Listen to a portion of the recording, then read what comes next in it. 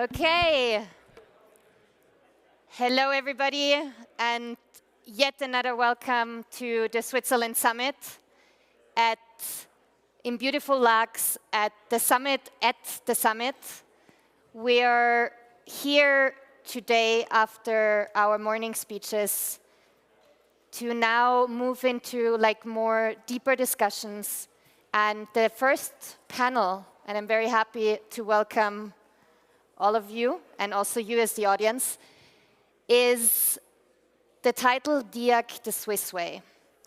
And you know, coming here and in all the year up to planning this, when we were talking about Switzerland, why there should be a Zuzalu note, and what does Switzerland have to teach DIAC, what maybe are lessons that we should avoid in the future that we want to build. All of the people said, well, Switzerland, they're defensive because of its mountains, and we are today here surrounded by that amazing mountains, and I'm really looking forward to talk with my panelists about what's beyond the Swiss mountains that makes the Swiss model in defensive, that allows defensive acceleration and Switzerland to have become a success story overall. What are the things that we want to take from them? What are things that we can do better? Because that's our ambition. And yeah, I will start introducing the panels by, I've prepared some questions for them, and we go one by one with specific questions to each of them to a little open the interdisciplinary field from privacy, Swiss politics, governance, research, VC and finance, as well as future of living, and have as somebody living in Switzerland and not being born in Switzerland, so how is it actually to live there? And then we just have an amazing discussion. We will also look forward, and there will be two people running with mics. So we're taking, this time, not questions through the Meerkat, but we are actually taking questions from the audience. And yeah, excited. So I think my first question is to Alexis. Alexis, most people here know you, or at least they have heard about the products and the DIAC tech that you're building. You've been at the forefront of developing these privacy-enhancing technologies. And as we're imagining Switzerland's permanent hub, what lessons from Switzerland's strong privacy culture should shape the design and the operations? And also, since you're very active in Swiss politics, are there technical or policy approaches from your work on the tech side and also on the political side that could help ensure a Switzerland hub to foster innovation without compromising privacy values? Thank you for the question. For some to know, I'm working at NIM, where we're building a mixed net, and at the same time I'm a digital rights activist in Switzerland, and I wrote a book about the right to digital integrity of the human person, and this is actually being adopted in the canton of Geneva and Neuchâtel and a few others, and we had a success of 94% yes vote in Geneva, which was crazy.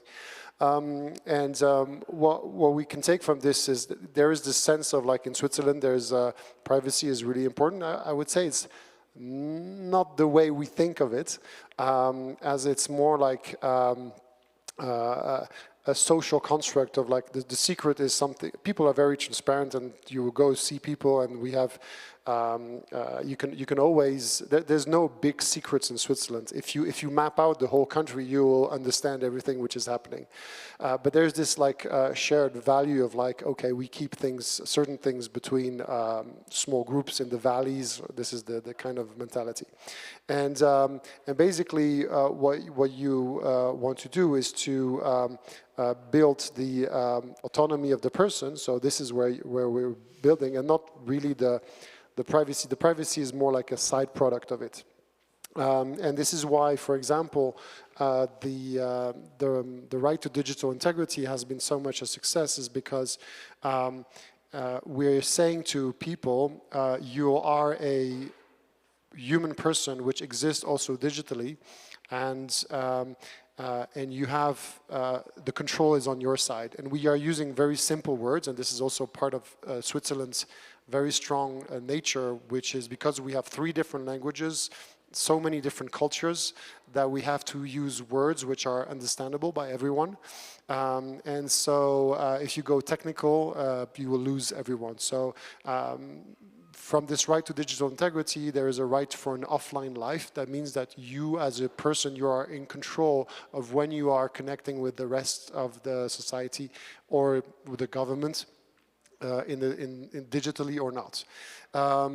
And that forces the government then to respect your person, your individuality digitally, and the outcome of this hopefully will be privacy tech, because privacy is a way, if the government respects your privacy, or like give you the right to be anonymous online, for example, and is reducing the data that they collect on you, then you are a more free person. That's the kind of like discussion we have now, and it's being picked up in Switzerland. So that's one of the answer direction. Thank you so much.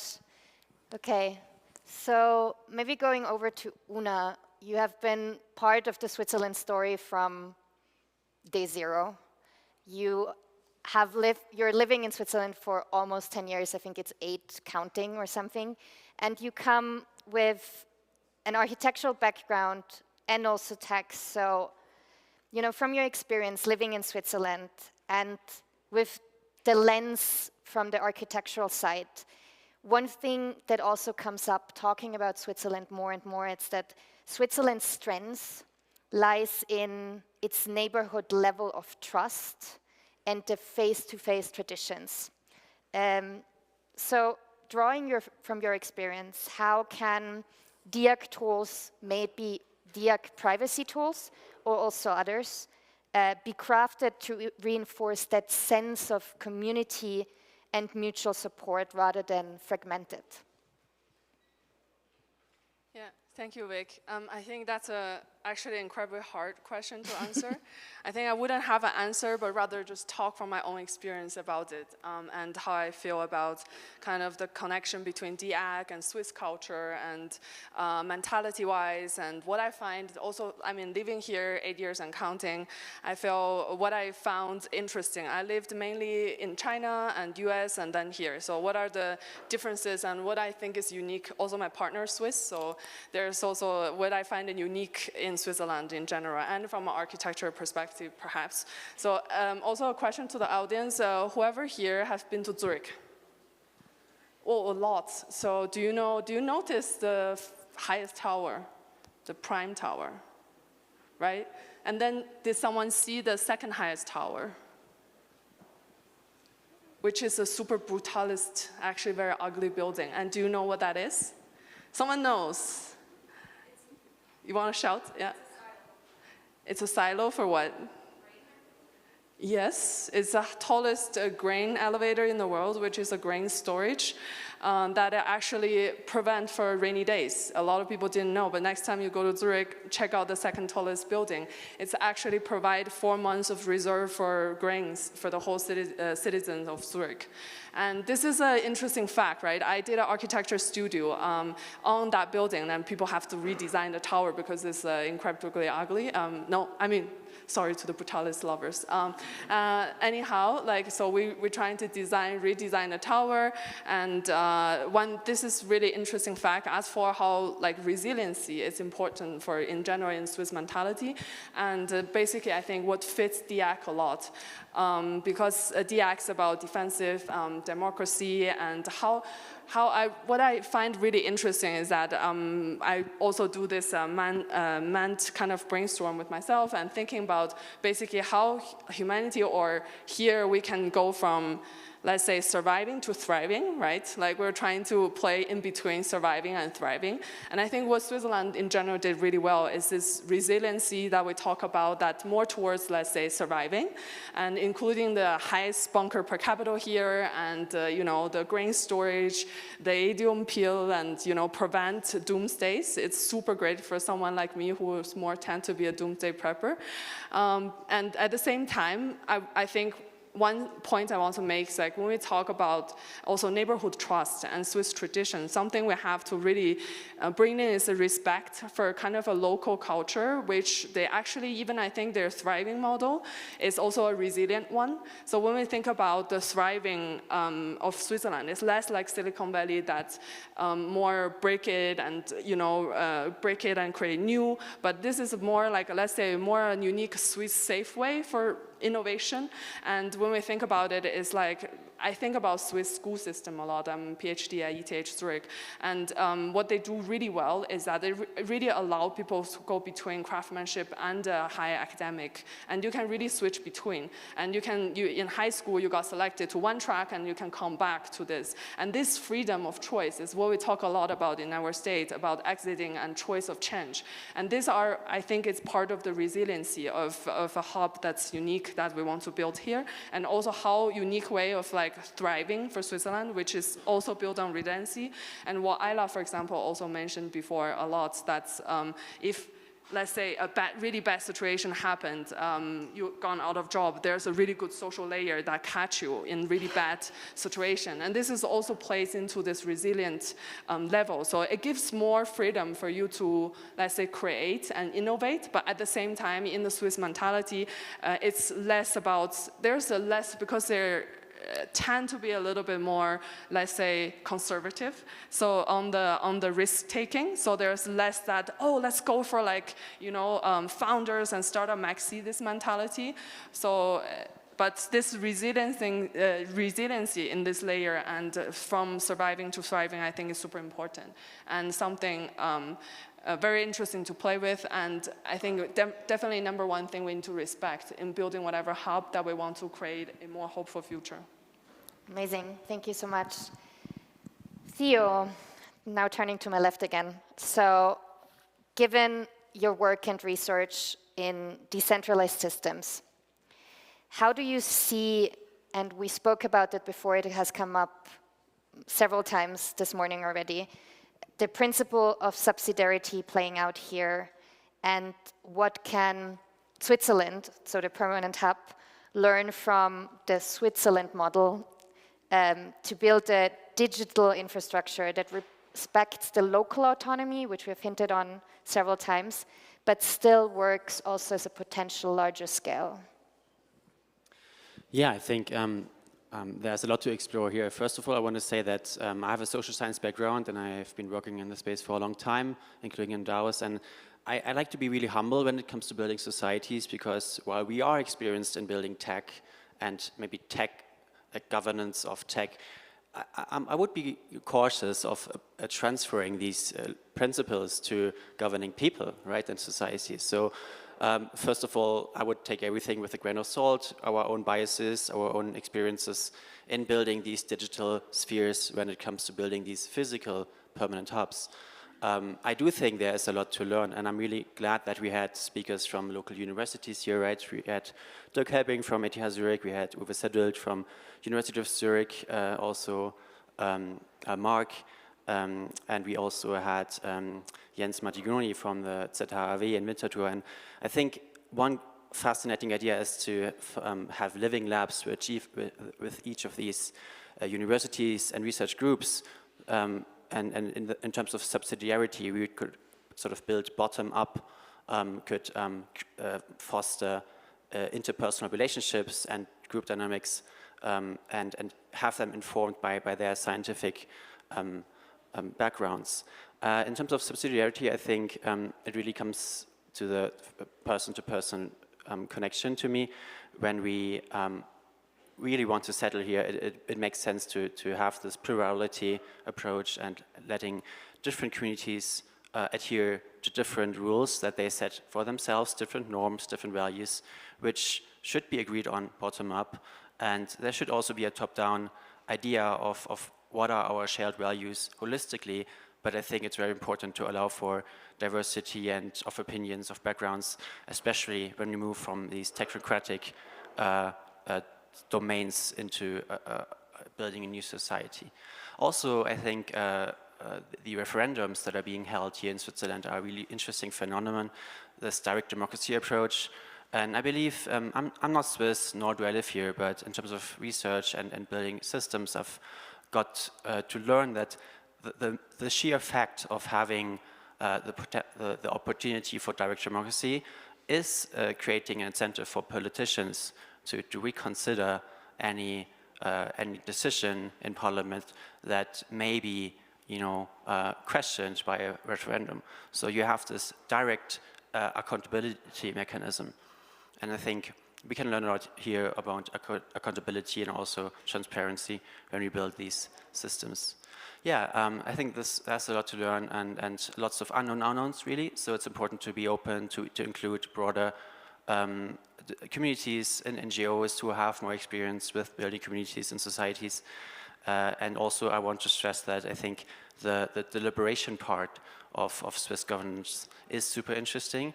When in DAOs, for example, we usually have on-chain votes, and the decision-making process beforehand is often quite chaotic and unstructured, and quite often subject to backroom deals. Whereas in Switzerland, I think we can see how these communities make up their minds throughout family and friends, throughout NGOs, media, and mirror these processes and define our own governance that works for Switzerland's permanent hub. Amazing, thank you. So switching from the governance perspective to more the financial perspective, the VC and the financial modeling. Janis, you're working in venture capital and, so to speak, also trying to model and align organizational structures with technological innovation in itself. You're based in Switzerland, you're not Swiss, but considering what you've heard from and also what you're living on a daily basis from this Switzerland decentralized governance and emphasis on public values, what sustainable funding models do you envision for an infrastructure of a permanent hub, particularly and other new living models? Yeah, thank you. It's a very, very difficult question. I think everyone's saying the same thing. Yeah, my background is actually I was builder in the space for 8 years, and then for the last year I ran together with 2 partners investment firm. But let's unpack a little bit from the investment side and how should we think about public goods and what we can learn from the Switzerland. I think there's 2 things. One thing is we have to look from the attracting funding side, and the other thing is actually how do we sustain, how do we make sure that the model is sustainable in long term. So let's take attracting and investing. What's I think very interesting about Switzerland is actually it has one of the lowest public spending compared to the other countries, but at the same time it's actually one of the most efficient public infrastructures. And that's a good question to ask. So how do we get there? We spend less, but we are much better than the rest of the Europe. And I think it has to do actually with this model where they have this private and public partnership. So they don't believe that public goods should be just sponsored by the government and be subsidized forever. It very early on, it involves the private sector, which brings a competition. And in order to take care of these edge cases where someone cannot afford, and what Vitalik was addressing, how do we address people who cannot buy the plots, there's a mechanism how we give subsidies to these groups rather than just subsidizing everyone. And I think it's a very, very interesting and powerful model. We see it's working very well. If you take healthcare, I think one of the best in Europe, or maybe in the world. It's completely private. So there's insurance companies who are fighting between each other. But at the same time, it's accessible to everyone, and also people who cannot afford it, it's covered partially by the government. So that's like an interesting model. And on the other side, which is more about the sustaining model, and I think like Theo, you mentioned about that, is direct democracy, but I want to go a little bit like deeper into that, how it actually works.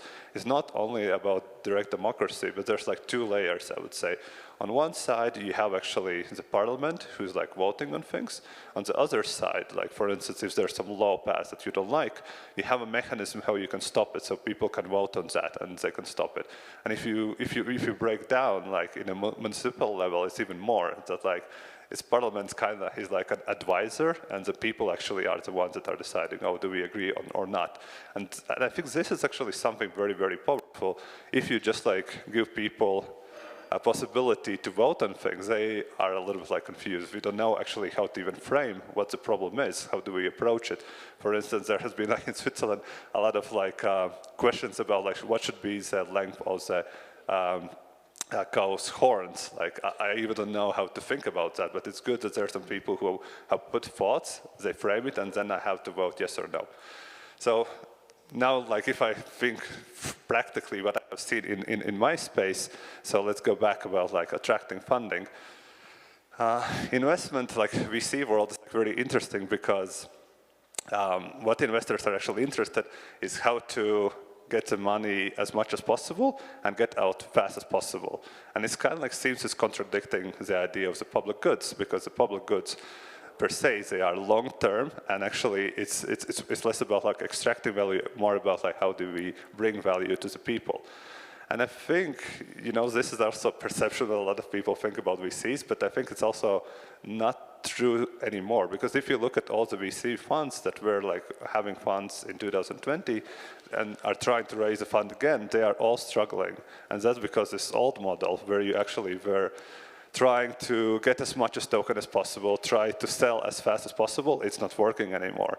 And what we see is that actually VCs are thinking about how to reinvent themselves, how to be closer to the founders, how to add value to them instead of just like providing capital. Because we talked about how to scale these systems, and one of the things is like how not to do the same thing over and over, how to be efficient. And I think like VCs have like this like strength that they very well know what's happening in the market. Plus they also know a lot of like on the financial side how to do things properly. So this is a value that definitely can be brought to any type of project. And bringing back like what I said about like the Swiss model, it's kind of, for me it seems that this is how that it's very similar to what Switzerland's doing. So it's like private-public like partnership. That like involving more the private sector, but more about like adding value rather than extracting that. And I think this is like where it's going. And on the other side, there's this like sustaining model. And we have seen that actually like VCs have also played a pretty important role in framing discussion. So for instance, let's take Uniswap, which was like an not so long ago case where there were discussion about the fee switch. And actually, there were like a lot of like people who were saying, yeah, like why not? It's a good thing. Until the gauntlet came in, and they had like a very big research how to think about the problem, how to frame it, and that actually helped to foster the discussion in a positive light. So I think that VCs in this model of funding public goods would play a very important role. I think that in the past it was more extractive, but I think that this is like changing, especially as returns are diminishing and you need to add value. It's not enough just like to give capital. Thank you. I mean, so now we opened up a lot, like heard from all the different interdisciplinary expertise that we have here in the panel. So probably narrowing down again to one of the core topics, DAC the Swiss way.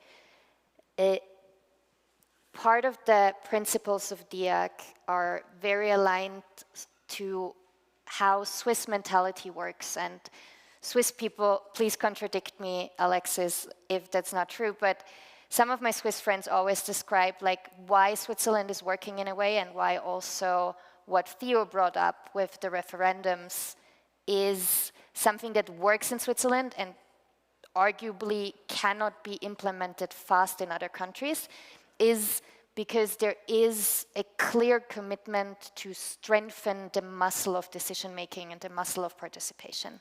So what do we know about the muscle of participation in Switzerland, and how can we enforce it building DIAC tools and the DIAC society? I'll try to start. There is so it's a very long process, and this is why it's you cannot just replicate it into another country, because it's a generational thing.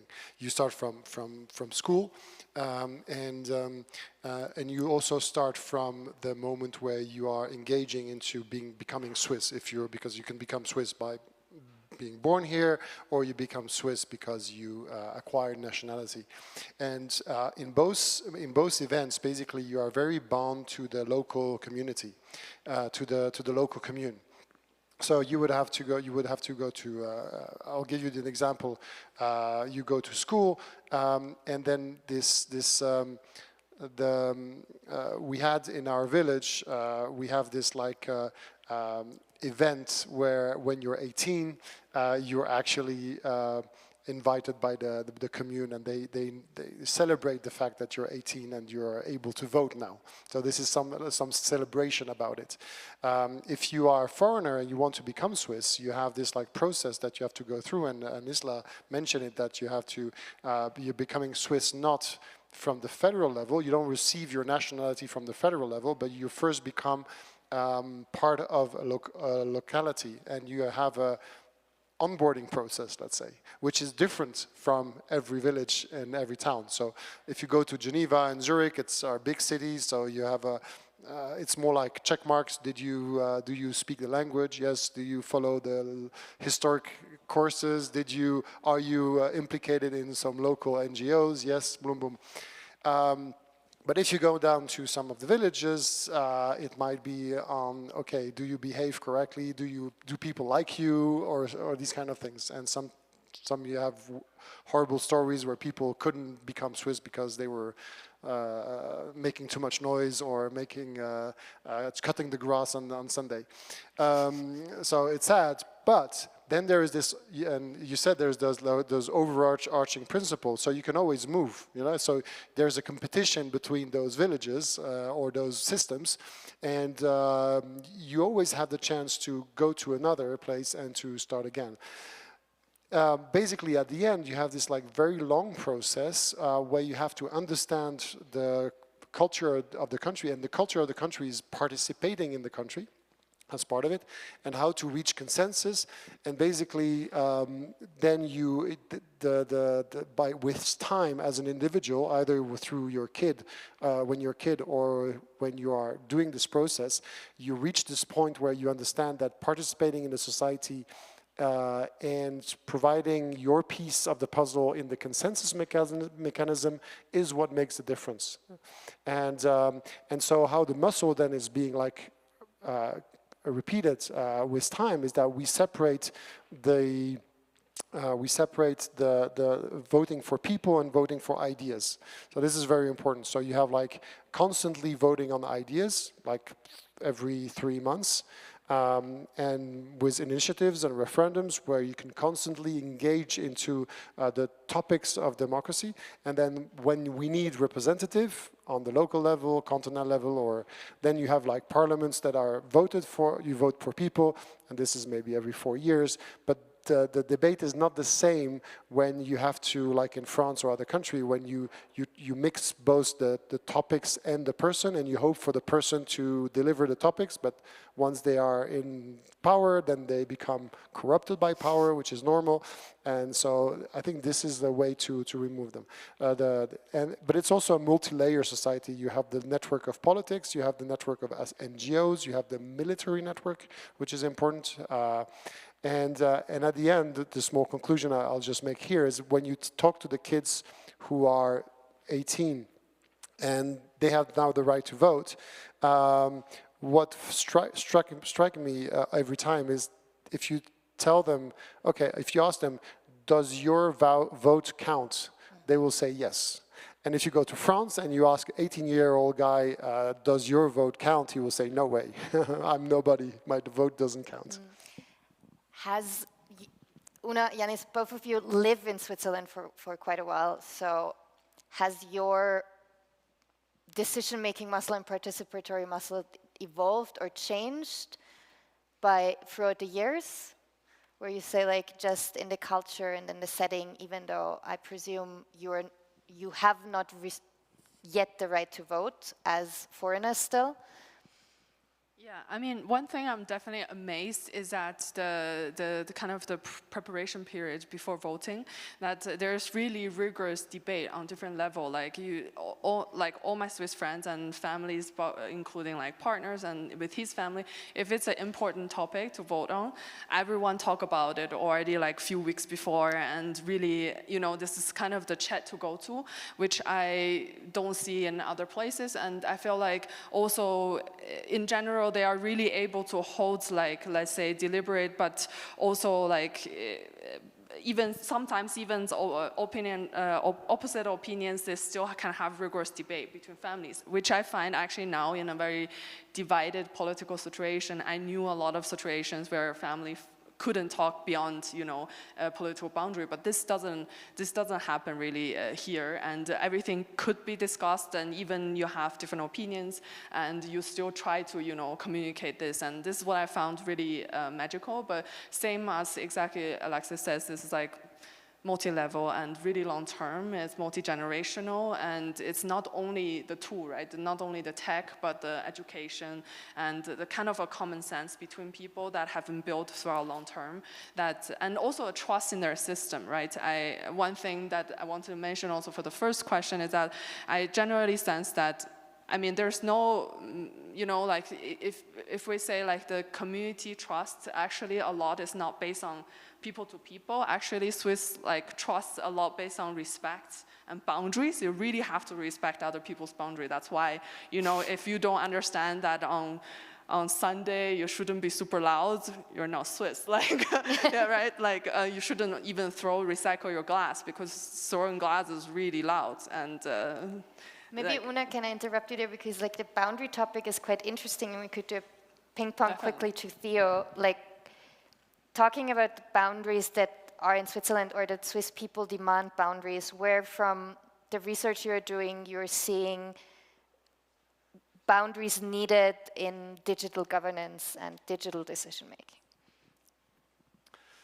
Yeah, I think there's a lot more to explore here. I think my initial impression is that in Web3, for example, in crypto and DAOs, where we have digital, pseudonymous, globally distributed like context, it is much less personal, and you have much more distance. So you maybe do not feel as much ownership and direct responsibility over a decision or context, and it's much more far away, much more abstract.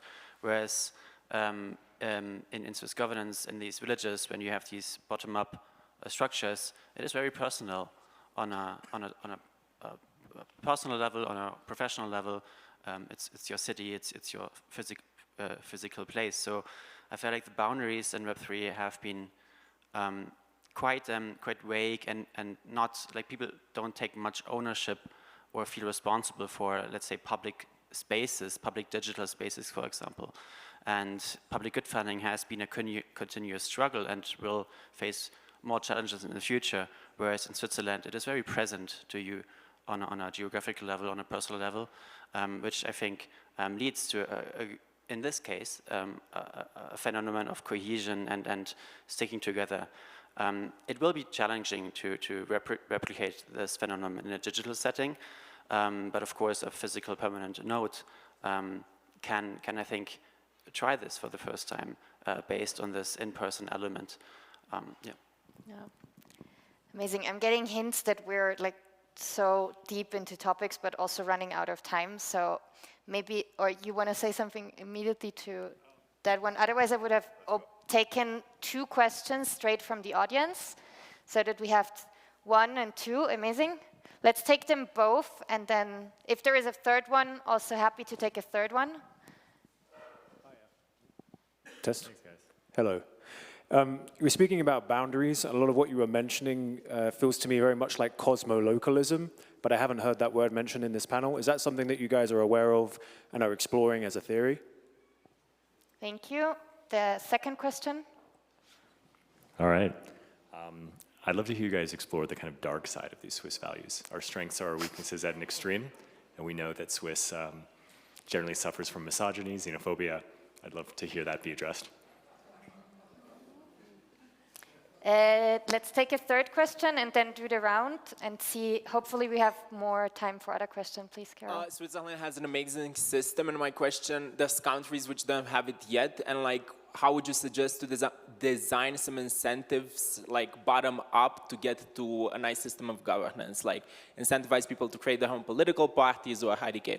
Yeah. Just to the panelists, you don't have to answer all 3 questions. Pick the one that you feel strongest about answering, and Maybe I can start touching on the cosmopolitical. Sorry, what was the term? What was the term? Cosmolocalism. Yeah. I want to tie this to a term that Dirk Harping introduced, which is glocalism, like globalization and localism. And he made a really good point that we should think global but act local. And sort of take this ownership and responsibility at a local level, find allies and coordinate locally, but still keep global challenges in mind, which are often free-riding problems of public goods. So I think in that sense, physical nodes can play an important role of having the ownership again and the responsibility and coordinate to have a global effect ultimately. So I'll take the question on the dark side of Switzerland. Of course, there's a lot of dark sides of Switzerland. And people in Switzerland are just normal human beings, right? They're not like different from any other country. So, but it's the social context that makes things different. And I think so. Maybe one piece of answer I have here, and I have it also because I grew up I spent a lot of time in Holland. I grew up in Holland, and Holland has this kind of similar thing. There is very little taboo in Switzerland, especially when it comes to politics. So like all the debates, you have all the debates all the time, right? So you were saying, yeah, there's a lot of like xenophobic people in Switzerland. Yeah, of course. We have like the biggest party, biggest xenophobic party in the world, 30%, right? Constantly there. But still, the whole debate system, the political system, keep them in check. And when they have a really good argument to make, they're allowed to make it, and the other ones can hear it. When they have bad arguments, the other ones take over, and they are never in a position where they are never listened to and put into a victim situation like all other xenophobic parties in Europe, which at one point will take power and will implement horrible things. So we basically keep the dark side of us actually there. Wait, it's the 95% is good, and the 5% which is like bad is still there. And you will find this in our drug politics, in our also like criminal law, and all the even in the culture side, you have these like there was a bit of it was like a bit less these recent years. But you also have lots of gray zones, basically, where culture can strive with no rules, where police don't go and they let people do stuff, right? Which is not something you will find in other countries. Yeah, I mean... Hello? Yes, I think that's a very interesting, actually, question about the dark side. I think we have to explore that as well, because that's, as you said, is part of the human nature. And I think like what Swiss model is like very interesting, I would say, is like a controlled chaos. It's actually a lot of things are allowed in Switzerland, but they are allowed in a safe setting. So if you think, for instance, like prostitution, yeah, fine, sure, but do it like safely. Like drugs, yes, okay, yeah, do it, but do it safely.